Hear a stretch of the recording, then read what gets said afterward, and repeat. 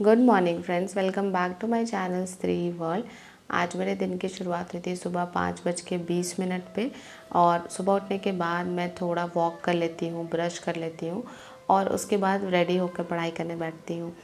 अगर आप भी सुबह उठने के बाद पढ़ाई नहीं कर पाते हैं, मतलब सुबह उठ तो जाते हैं लेकिन थोड़ी देर के बाद सो जाते हैं, तो इसके लिए इम्पॉर्टेंट ये है कि आप कम से कम 20 से 25 मिनट इन्वेस्ट कीजिए अपने ऊपर, क्योंकि माइंड को पता होना चाहिए कि अब आप जग गए हैं। तो जब आप ब्रश करते हैं, वॉक करते हैं, रेडी हो जाते हैं, तो माइंड को ये सिग्नल मिल जाता है कि अब दिन हो चुका है, अब हम जग चुके हैं, तो फिर आपको नींद नहीं आएगी। लेकिन बहुत लोग होते हैं कि बिना ब्रश किए ही ऐसे पढ़ने बैठ जाते हैं, या फिर जैसे जिस ड्रेस में सोए थे उसी ड्रेस में उठ के पढ़ने की आप कोशिश कीजिएगा, तो ऑब्वियस सी बात है कि फिर आप सो ही जाइएगा। और जब से मैंने ये ट्रिक अपनाई है ना, मुझे नींद नहीं आती है, चाहे मैं 4 बजे उठूँ या 5 बजे उठूँ, मैं आराम से बिना सोए मतलब मॉर्निंग आवर में 1 घंटे की पढ़ाई कर ही लेती हूँ। और आज ना फर्स्ट स्टडी स्लॉट में मैं पढ़ रही थी हिस्ट्री, और हिस्ट्री आज मैं शुरू कर रही थी प्रथम गोलमेज सम्मेलन से पढ़ना। तो चलिए आपसे क्वेश्चन पूछती हूँ, किसने तीनों गोलमेज सम्मेलन में पार्टिसिपेट किया था और गांधी जी ने कौन से गोलमेज सम्मेलन में भाग लिया था? इन दोनों क्वेश्चंस के आंसर आप मुझे कमेंट करके ज़रूर बताइएगा।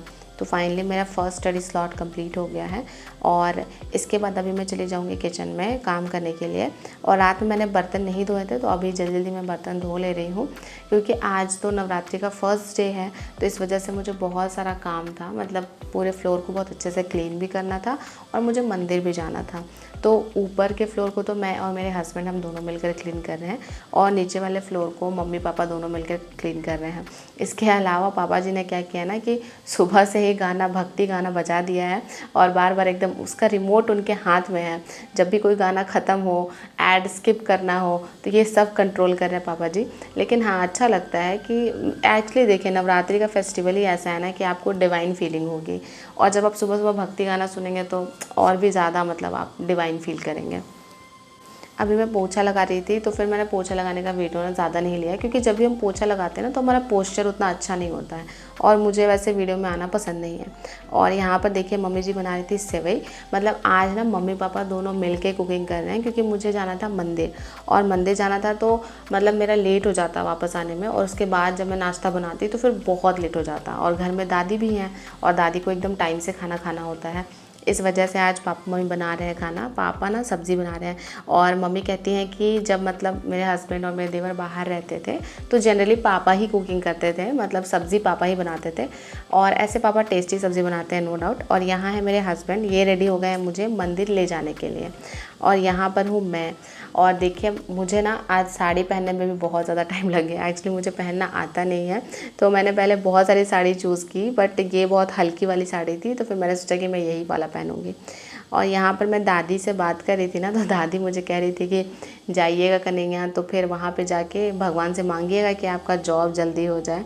तो मुझे हंसी भी आ रही थी, कैसे कि मतलब दादी ना थोड़ा इमोशनल करती हैं हमेशा, तो मतलब थोड़ा बुरा भी फील होता है, अब कैसे समझाऊँ दादी को। और इसके बाद आ गई थी मंदिर, और ये देखिए माता रानी कितनी प्यारी लग रही हैं। और जब भी मैं दुर्गा माँ को देखती हूँ ना, तो मुझे ऐसा फील होता है कि उनके फेस से मुझे ममता मतलब दिखाई देती है। और बहुत लोग काली माँ से भी डरते होंगे, बट जब भी मैं काली माँ को भी देखती हूँ तो मुझे उनका मतलब रौद्र रूप उसके अंदर नहीं दिखाई देता, मुझे दिखाई देता है कि कितनी काइंड है, कितनी डिवाइन लग रही है माता। आपके साथ भी ऐसा होता है क्या? तो मुझे कमेंट करके ज़रूर बताइएगा। ये देखिए कल कलश स्थापना था, तो उसकी ना ये झांकी निकली है हमारे गांव में।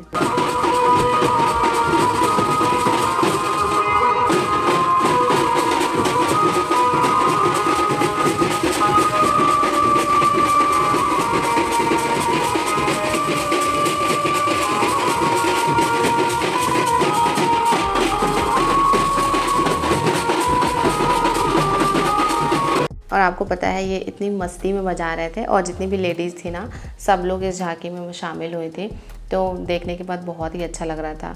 फाइनली मैंने पूजा भी कर लिया है, और अभी बाहर आई थी तो सोच रही थी कि चलो जूस पी लेती हूँ, क्योंकि आपको तो पता ही है कि मैं अभी डाइट पे हूँ। हे फ्रेंड्स, सुबह के 11 बज गए हैं, और अभी मेरा मतलब सारा काम कंप्लीट हो गया, मैं मंदिर से भी वापस आ गई हूँ। और वहाँ पर जब मैं गई थी तो मैंने 1 ग्लास जूस पी लिया था और अभी मट्ठा लेकर आई हूँ, तो अभी 1 ग्लास मट्ठा पी लूँगी, यही मेरा ब्रेकफास्ट हो जाएगा। और लंच में देखते हैं कि क्या खाती हूँ। और मैं आपको यही कहूँगी कि मंदिर जाने के बाद ना बहुत ही ज़्यादा पॉजिटिव फील हुआ, क्योंकि वहाँ पे माता रानी को देख के मतलब बहुत अच्छी शक्ति का मतलब अनुभव होता है। और मैं हमेशा सोचती हूँ ना कि जब भी मैं मंदिर जाऊँगी तो भगवान से ये मांगूंगी वो मांगूंगी, पर मेरे साथ होता क्या है ना, जब मैं जाती हूँ तो मतलब क्या कहूँ, मतलब जाने के बाद एकदम साइलेंट हो जाती हूँ। जाने के बाद बस भगवान को यही कहती हूँ कि जो मेरे लिए अच्छा है आप मेरी ज़िंदगी में वही कीजिएगा। मैं कुछ मांग ही नहीं पाती हूँ। मैं सोचती हूँ कि वहाँ जाने के बाद ना पता नहीं थॉट प्रोसेस बहुत मतलब स्लो हो जाता है। और वहाँ जाने के बाद मतलब मैंने तो मतलब हाथ जोड़ा भगवान के पास और मैं सोच के गई थी कि मांगू कि भगवान इस साल जॉब लगा दीजिएगा या कुछ भी, बहुत सारी चीज़ें। बट वहाँ जाने के बाद यही कहती हूँ कि जो मेरी ज़िंदगी में अच्छा हो, मुझे पता है आप सही डिसीज़न लेंगे, और पूरा बोलते ना एकदम भगवान को समर्पित हो जाती हूँ। मेरे साथ अक्सर ऐसा होता है।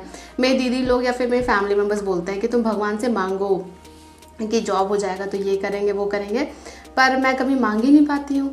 मैं जाती हूँ तो हमेशा भगवान को यही कहती हूँ कि जो आपको अच्छा लगे वो मेरी लाइफ में कीजिए। तो ऐसे ही हो जाता है मेरे साथ। और आज तो मैंने भगवान को प्रॉमिस किया है कि जो नवरात्रि का 9 दिन है उसमें मतलब मैं अपना बेस्ट दूंगी, बहुत अच्छे से पढ़ाई करूँगी डेडिकेशन के साथ, और अपने साथ ऑनेस्ट रहूँगी। मैं जब भी जाती हूँ मंदिर तो ऐसे कोई ना कोई प्रॉमिस करती हूँ। तो आज ना मैंने माता रानी को यही प्रॉमिस किया है कि जो 9 दिन है आप मुझे शक्ति दीजिएगा कि मैं अपना बेस्ट परफॉर्म कर सकूं। अब देखते हैं, आज तो है डे 1, और डे 1 को देखते हैं कि डे 1 मेरा कैसा जाता है, और बाकी जो बचेगा 8 दिन उस दिन भी मैं बहुत अच्छा परफॉर्म करने की कोशिश करूंगी। तो चलिए मैं अब अपने सेकेंड स्टडी स्लॉट की शुरुआत करती हूँ। और सेकेंड स्टडी स्लॉट में मैं पढ़ूंगी बायोलॉजी, और ये क्लास 9th की बुक है। और इसका चैप्टर 1 तो आपने देखा होगा वीडियो में कि कल मैंने कंप्लीट कर लिया था, जिसका नाम था सेल एंड इट्स फंक्शन। और चैप्टर 2 इसका टिश्यू है शायद, तो आज मैं उसी चैप्टर को कंप्लीट करने वाली हूँ। तो चलिए अब मैं अपने सेकेंड स्टडी स्लॉट की शुरुआत करती हूँ। अब मैं अपना नेक्स्ट स्टडी स्लॉट शुरू कर रही हूँ, और आज मैं पढ़ूंगी बायोलॉजी से चैप्टर नंबर 2, जिसका नाम है टिश्यू। और ये चैप्टर ना बहुत ज़्यादा मुझे समझ नहीं आया, बट फिर भी मैंने इसे एक बार रीड आउट कर लिया है। लेकिन मैं सोच रही हूँ ना कि इस चैप्टर को एक बार और अच्छे से मैग्नेट ब्रेन से पढ़ लूँगी, ताकि सभी चीज़ें मतलब अच्छे से समझ आए। बहुत सारी चीज़ें नहीं भी समझ आ रही थी, बट मैंने सोचा कि चलो अब एक बार लिया है तो पढ़ ही लेते हैं और इम्पॉर्टेंट पॉइंट्स को हाईलाइट कर लेते हैं। आप में से बहुत लोग पूछ रहे थे कि दी अगर मेरा 6 to 8 में साइंस सब्जेक्ट है तो क्या क्या पढ़ना पड़ेगा, मैथ्स ही पढ़ना पड़ेगा? तो हाँ, आपको मैथ्स पढ़ना पड़ेगा, मतलब आपको फिजिक्स केमिस्ट्री बायोलॉजी तो पढ़ना ही है, साथ में मैथ्स भी पढ़ना है। बहुत से क्वेश्चन आते हैं, जैसे मेरे सब्सक्राइबर्स पूछते हैं कि दी अगर NCERT कर रहे हैं तो SCERT करने की ज़रूरत है क्या? तो अगर आप NCERT पढ़ रहे हैं तो SCERT पढ़ने की आपको ज़रूरत नहीं है, क्योंकि टॉपिक सेम ही होते हैं। और मुझे लगता है कि NCERT में थोड़ा वास्ट भी होता होगा SCERT से, क्योंकि जब मैंने SCERT बुक को देखा ना तो चैप्टर्स बहुत छोटे छोटे हैं। तो अगर आप NCERT पढ़ रहे हैं तो मुझे लगता है कि वो इनफ है। लेकिन अगर आप एस चांद पढ़ रहे हैं तो फिर आपको NCERT और SCERT भी करने की ज़रूरत नहीं है, क्योंकि ये ऑलरेडी बहुत ज़्यादा वास्ट है। हर एक टॉपिक को बहुत ज़्यादा डिटेल में समझाया जाता है इसमें। तो फाइनली मेरा सेकेंड स्टडी स्लॉट कंप्लीट हो गया है, और अभी मैं थोड़ा सा रेस्ट करूँगी, और रेस्ट करने के बाद मैं दोबारा आ गई हूँ पढ़ाई करने के लिए। और अभी मैं पढ़ूँगी मैथ्स, क्योंकि अभी मुझे कुछ समझ नहीं आ रहा था कि मैं क्या पढूँ, क्योंकि ना मुझे शाम में बाहर जाना है, मार्केट जाना है। तो इस वजह से मैंने सोचा कि चलो मैथ्स ही बना लेते हैं, क्योंकि मैथ्स जब मैं बनाती हूँ तो मुझे कोई प्रेशर ऐसा फील होता नहीं है।